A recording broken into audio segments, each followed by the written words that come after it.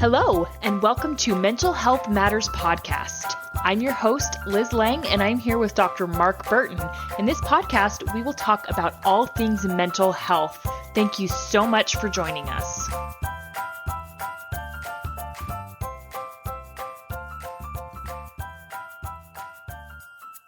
Hey guys, Liz Lang here with Dr. Mark Burton, and this week we are going to talk about controlling relationships.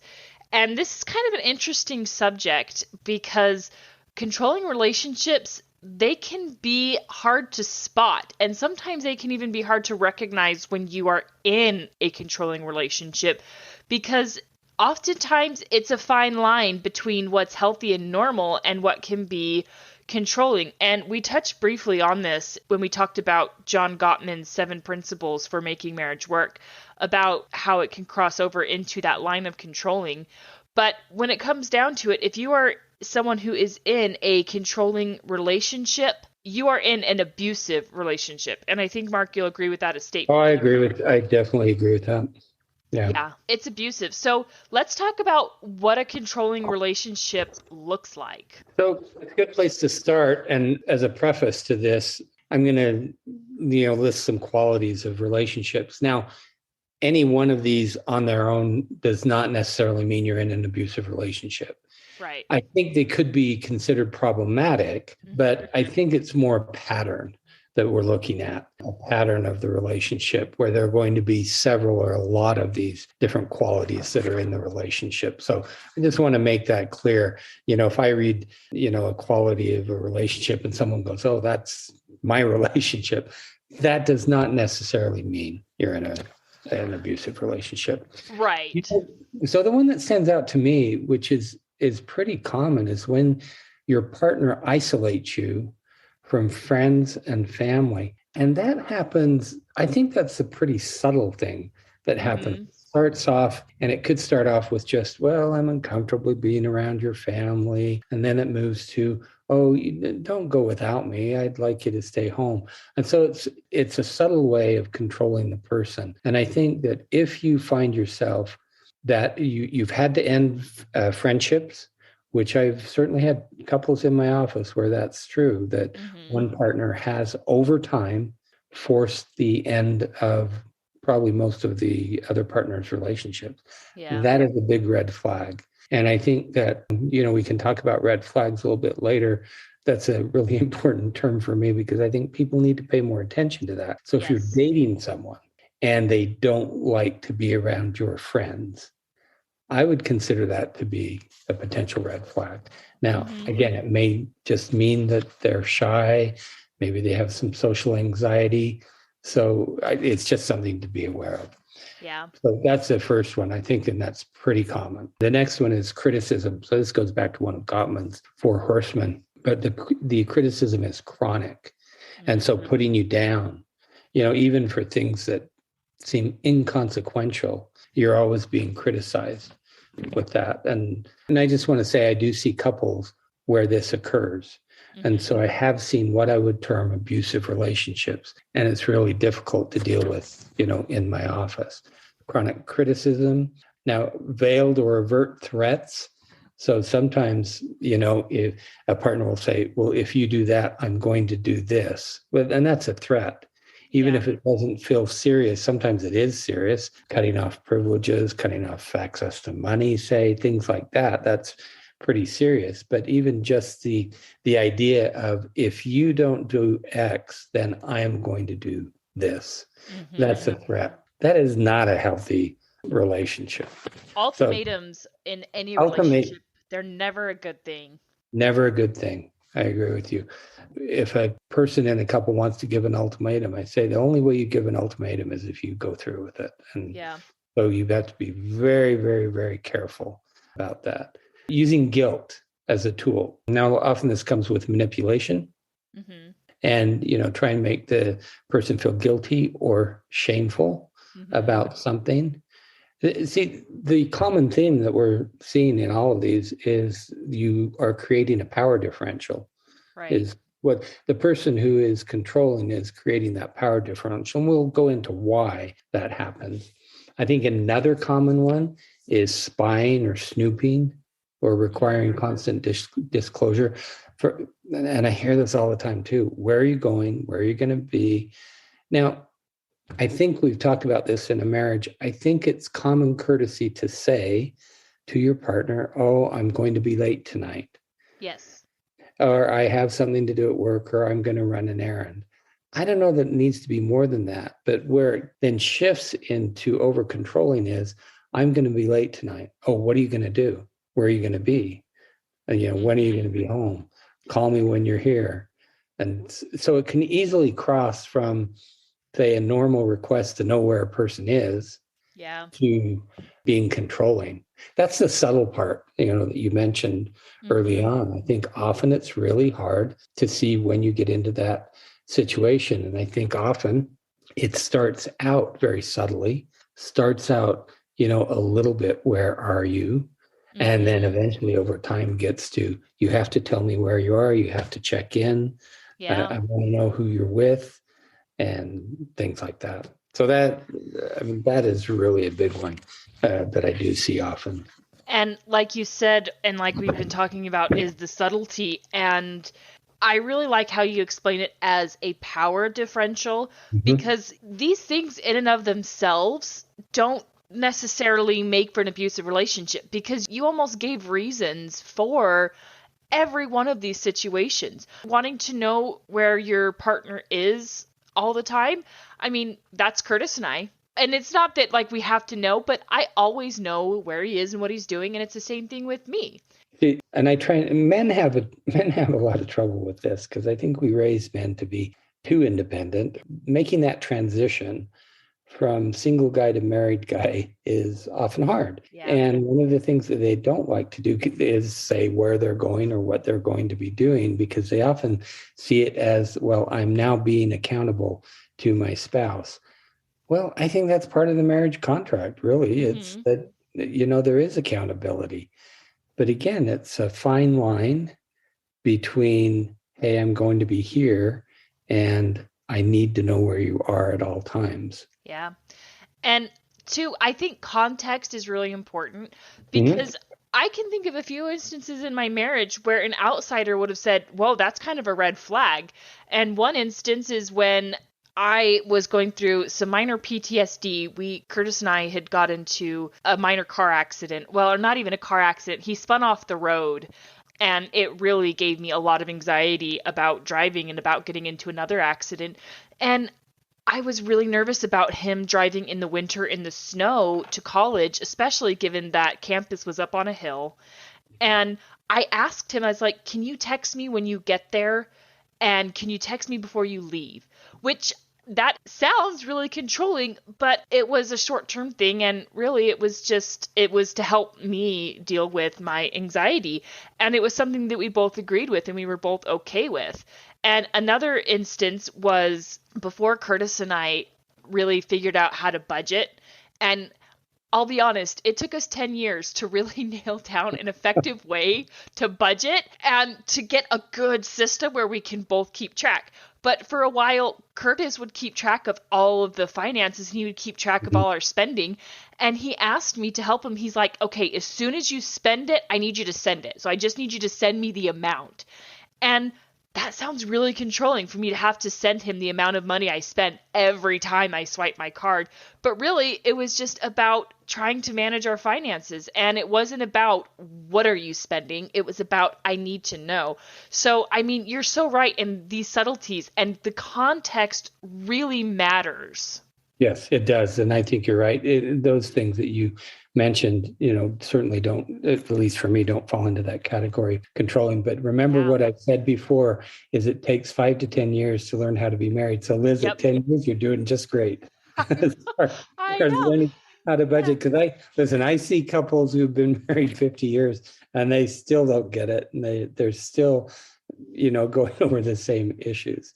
Let me just go over a couple of other really quick some things. So unrealistic expectations. I think that's common. Blaming others. So you never take responsibility for your own problems. Mm-hmm. That's a Yeah. common one. It's always your fault, or it's always this other person's problem. Making your partner responsible for your own feelings. So, for instance, you made me do it, or maybe there's even some physical contact or physical abuse. And often you'll hear this that, oh, you made me do it. If you would have done this, then I wouldn't have hit you. And Yeah. so, not taking responsibility. I think verbal abuse, so the words we use, the volume we use, I hear some terrible things, and it's really hard for me to see two people who I assume at one point loved each other.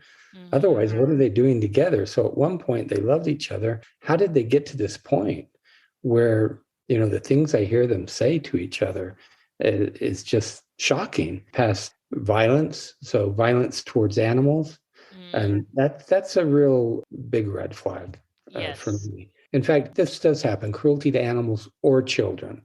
Yeah. And often it's the way your partner might talk about children, because you want to, I think you want to be married to someone who's kind and gentle towards most people. So threats of violence, I think I mentioned that before. So these are all things to be aware of. And again, I think in the dating process, I think it's really important to pay attention to the red flags. Do not dismiss them, because I see people often, they're 20 years into their marriage, and I say to them, did you know this about him or her when you were dating? And often the answer is yes. Yeah. And I so think, now it's a problem. right. So I think another thing that would be good to talk about that is definitely considered controlling is using something like one instance I could think of is sex or money as a weapon. Oh, yeah. Yeah. That's very controlling and very manipulative. And I think manipulation and controlling, they kind of can go hand in hand, really. If someone's manipulating you, you're in a controlling relationship. Or if someone says, and I think with the using sex as a weapon, it can say, if you don't have sex with me, then this. Or if you don't do this, I won't have sex with you. Both of those are very problematic in a marriage. Yeah. And that reminded me of another thing that often occurs. Using force during sex is a real problem. You should never be in a relationship where force is used during sex. Yes, I agree. So let's talk about reasons why people are controlling. And if I had to hazard a guess, I think it's like what you said earlier. It's that power differential. Some people just like to feel powerful, and they feel a need to have power over other people.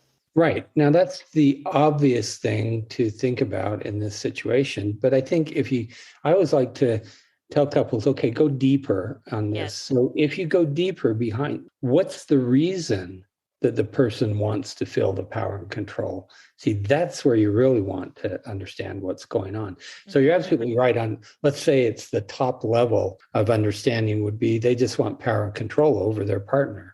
But I would want to know what's going on in their life, or what happened in their life that then led them to feel like they need to have that power and control. And this is where I think it gets a little bit more interesting. I think a vast majority of people who are controlling, I think they have low self-esteem. Okay. So I think it's one way that they create that power differential, and it's a way to raise their self-esteem. So I think that's one issue. And issues of self-esteem, I would say, almost always come from family of origin. And so another reason to maintain control would be this intense fear of abandonment. And I don't know if you've ever known anyone who has that, but there are people out there who have that intense fear of being abandoned. And that always comes from family of origin issues. And so the way they cope with that fear, so it's the fear of that that's behind it. The way they cope with it is, I'm just going to control you so you can't leave, and I'm going to prevent you from leaving. And that's what the power and control is always about. I think that often the person has difficulty in expressing or being in touch with their own emotional state. So, for instance, the anger or fear, say that fear of rejection, they don't know how to calm themselves. Now, fear is, I'm thinking about some of the couples that I've seen who fall into this category. And one of the big drivers of this behavior is fear. Okay. So a lot of verbal abuse comes from fear. So there's a trigger in the relationship.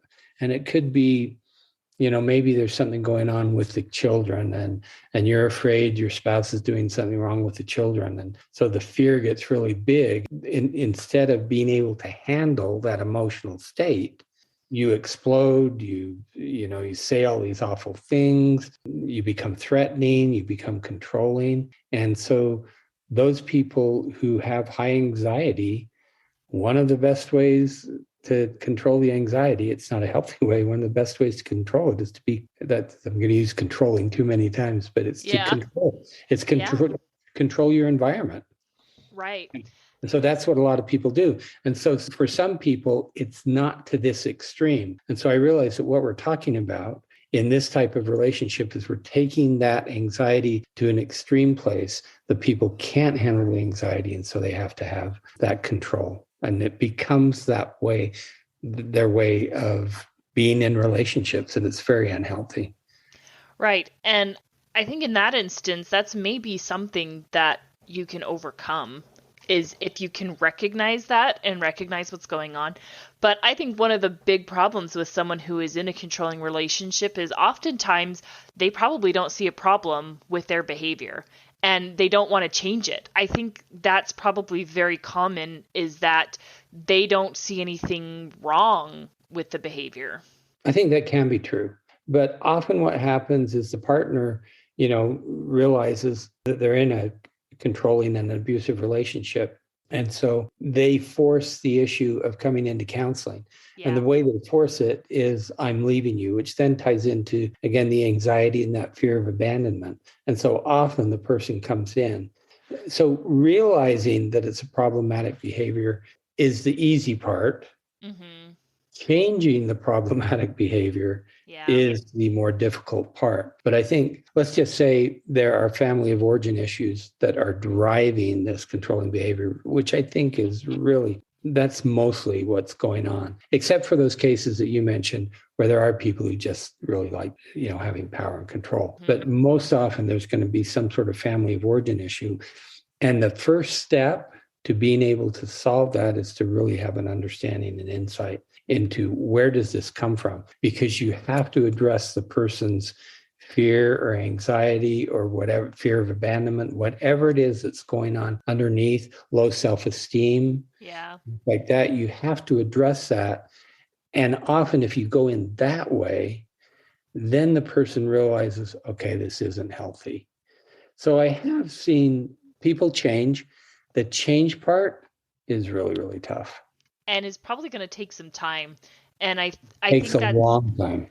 And I think that's important for someone who is being controlled. And if they're trying to work on it, I think they need to understand that just because you've acknowledged the problem and your partner's willing to work on it, it doesn't mean your problems are going to go away overnight. You're going to need to give them time to work through their issues and to correct their behavior, because it's not going to be easy for them to let go of the control, because like you said, it's easing that sense of anxiety and it's filling a need. And you've got to give them time to replace that with something else.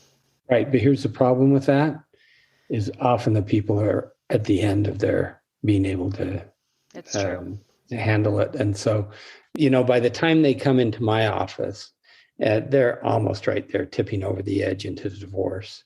Mm-hmm. And so when you explain to them, because it's actually about changing your brain, which we've talked about before, it's changing those connections. And the only way to change those connections is through experience. And the experience we're talking about is really having the controlling person, like learn to meditate, all those things we've talked about as far as decreasing their anxiety. There's that. There's, doing some individual work around family of origin issues. That takes time. And often the partner is not willing to wait. Yeah. But I think, from my perspective as a therapist, I try to be honest and realistic and say, I think you can do this. It's going to take a long time, though. Yeah. And one thing that I think is going to be really helpful for both people, and again, this is probably going to be incredibly difficult, is the person who is being controlled. It's going to really help them to try to understand the emotional space of the person doing the controlling. And that's going to be very helpful for the person who is doing the controlling. And it's also going to help you gain a better understanding. If you can put yourself in that person's emotional space and say, okay, this is why they are doing this behavior. And that doesn't mean you're making the behavior okay, but it can be very helpful just to gain an understanding of this is why they act this way. I think that could maybe help someone stick it out a little bit longer if they can really be empathetic and try to understand where this other person is coming from. So I agree with that. But again, I go to the length of the marriage, or the context, because if let's say you've been married 2 or 3 years and you realize you're in a controlling relationship, to be able to get to that empathy place is much easier than early on because you haven't had 20 years of this behavior.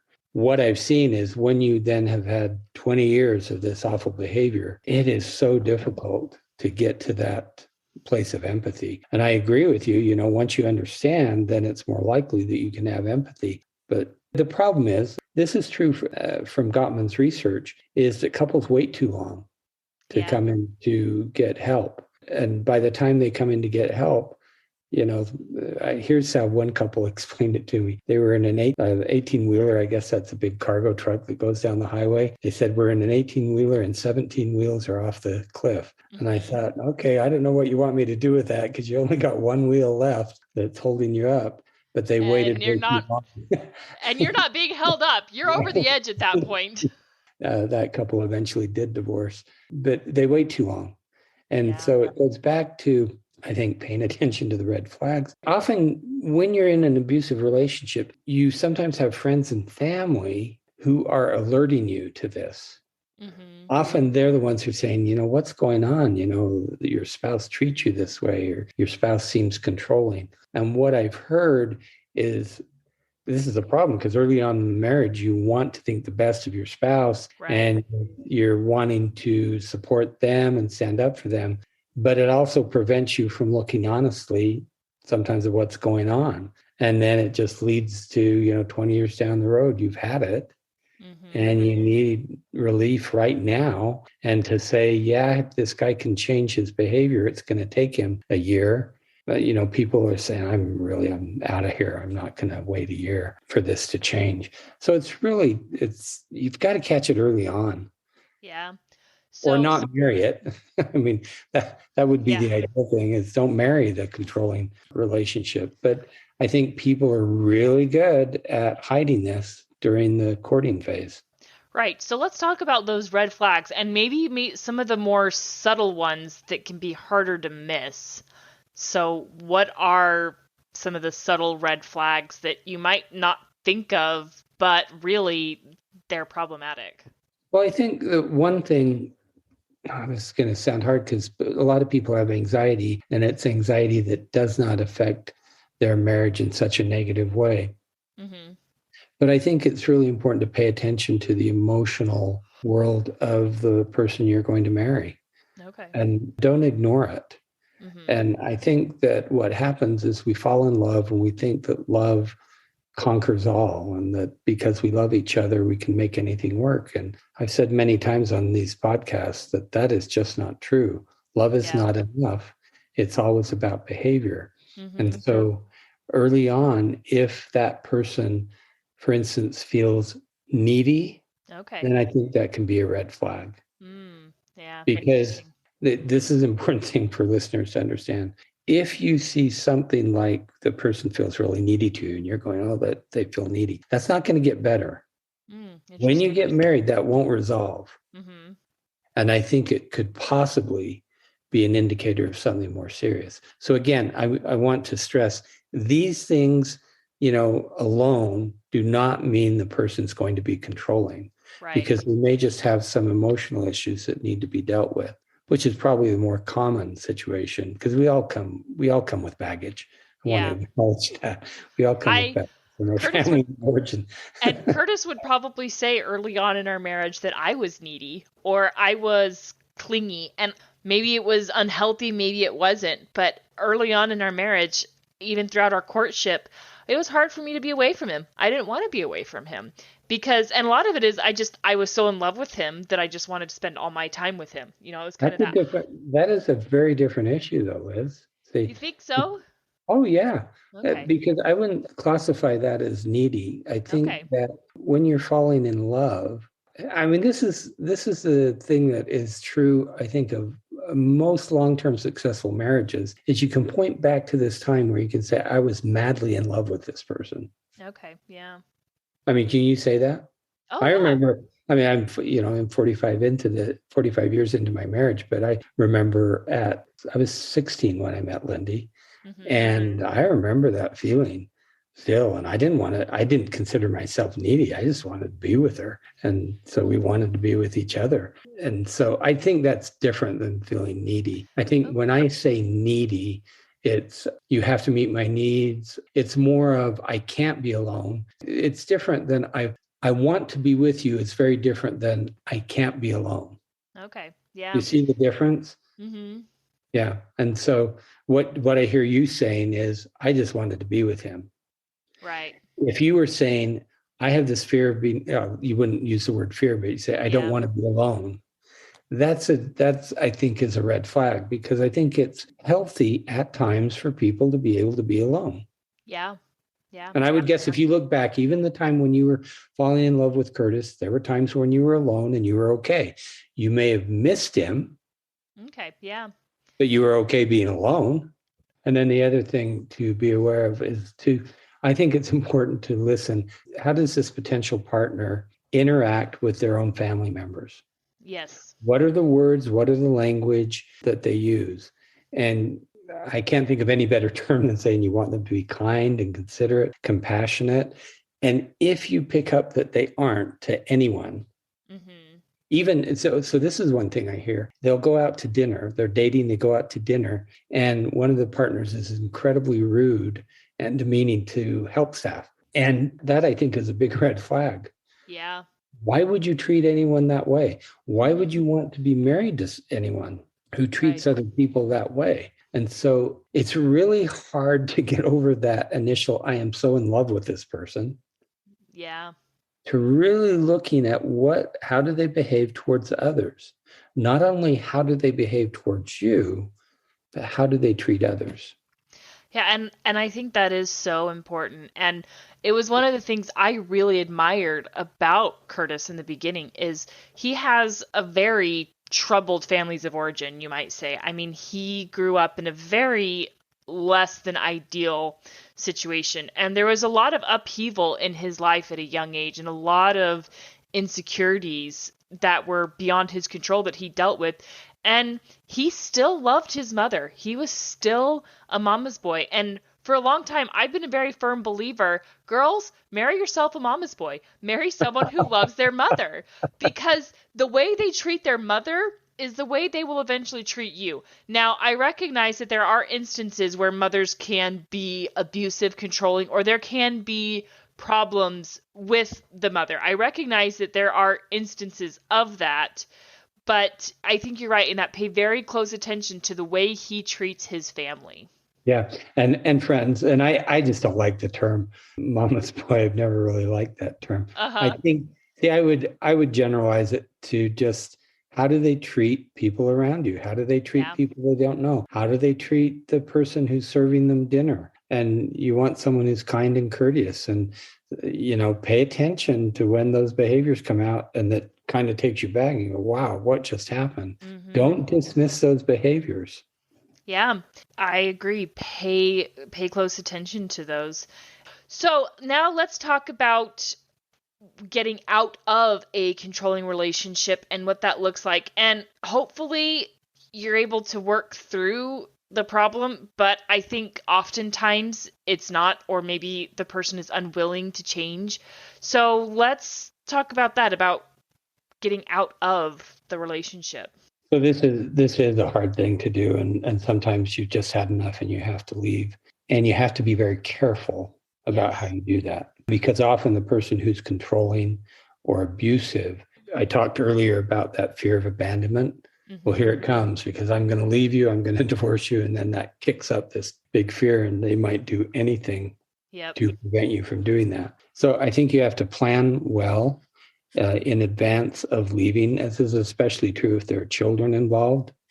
Mm-hmm. And so I would always suggest consulting a family law attorney just to make sure you understand what your rights are. And then once you do leave, and you may have to leave as opposed to this controlling person leaving, I think you need to have family or friends with you. Do not Yeah. do it alone. Do not even say alone, I'm going to leave you. I think you need someone there because I think a lot of these people are unpredictable. Yeah. Um, and you don't want to be caught in a situation where there could be violence. Mm-hmm. And that has certainly happened before I've heard it happen. So I think you have to be very careful. You have to have a plan in place. Where you're going to go, what are you going to do, and have someone that you need help. Right. And the most difficult situation is if the isolation, so the very first thing I talked about is they isolate you from family and friends.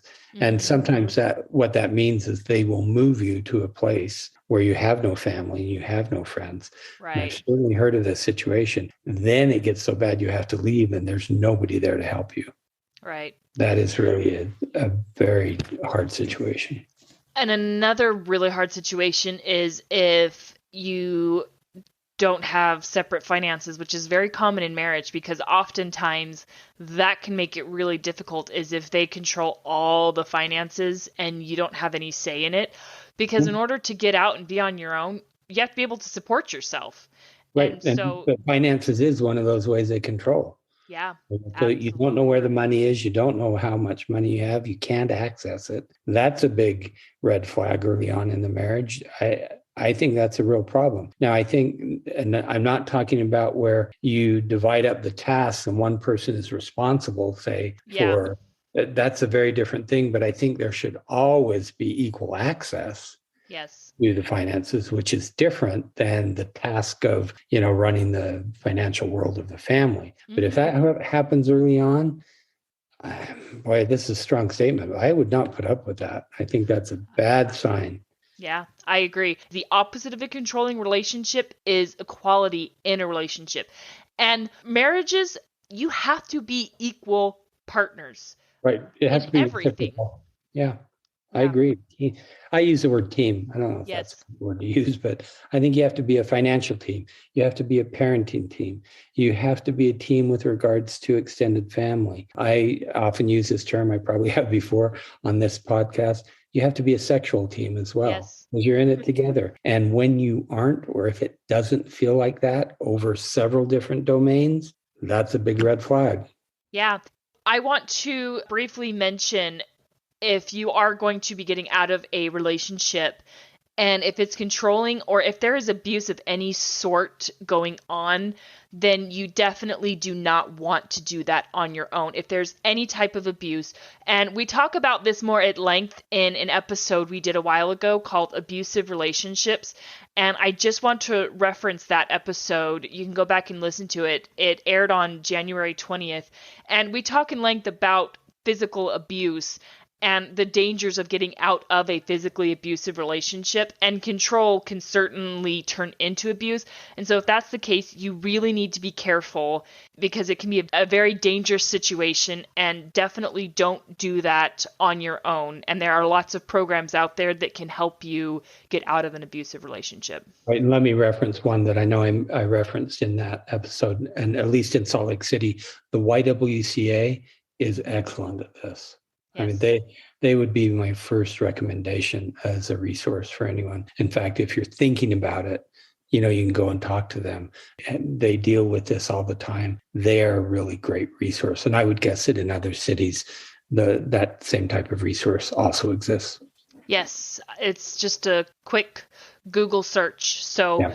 you don't have to stay. And oftentimes that's how people who are in this controlling relationship are made to feel. They feel stuck and that they have no way out. And that's not the case. You have options, you have resources, you've just got to find them. That's right. So next week we are going to get into a topic and we're going to title it cohabitation. But what we're actually going to be talking about is when families have to move in together. And in the current economic state of our country, this is happening more and more, and probably throughout the world. Parents and children are forced to live together. And boy, that can be a really tricky situation. So we're going to talk about that. And both of us have had experience with it. So we're going to be talking about our own experiences. So. Yeah. And so also giving some tips and tricks on how to be successful. How to make it work. Yeah. Yes, because sometimes you just don't have a choice or any other good alternatives. Right. So have a good week, everyone. Have a question for Dr. Burton? How about a topic you'd like us to cover? Send us an email at mentalhealthpod21@gmail.com. This podcast was produced and edited by Liz Lang. Music is by Audio Lounge.